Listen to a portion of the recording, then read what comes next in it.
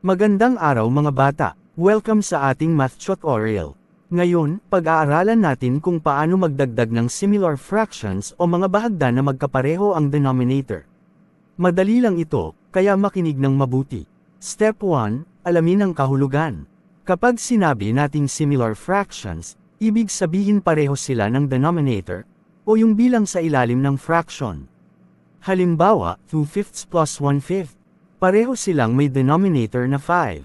Step 2. Panatilihin ang denominator. Sa pagdaragdag ng similar fractions, hindi natin pinapalitan ang denominator. Ibig sabihin, kung pareho silang may denominator na 5, mananatiling 5 ang denominator sa sagot. Step 3. Idagdag ang numerator. Ang gagawin natin ay pagsasamahin lamang ang numerator o yung bilang sa itaas.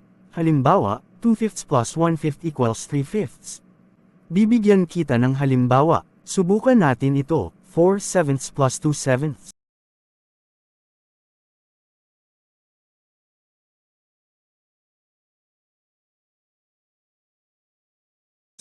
equals 6/7. Madali lang, di ba?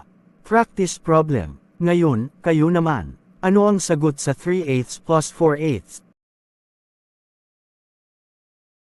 3 plus 4 equals 7, kaya ang sagot ay 7/8. Kaya tandaan mga bata, kapag similar fractions, panatilihin lang ang denominator at idagdag ang numerator. Simple at mabilis. Kung nakatulong sa iyo ang tutorial na ito, huwag kalimutang i-like, i-share, at mag-subscribe para sa iba pang math lessons. Salamat sa panunood.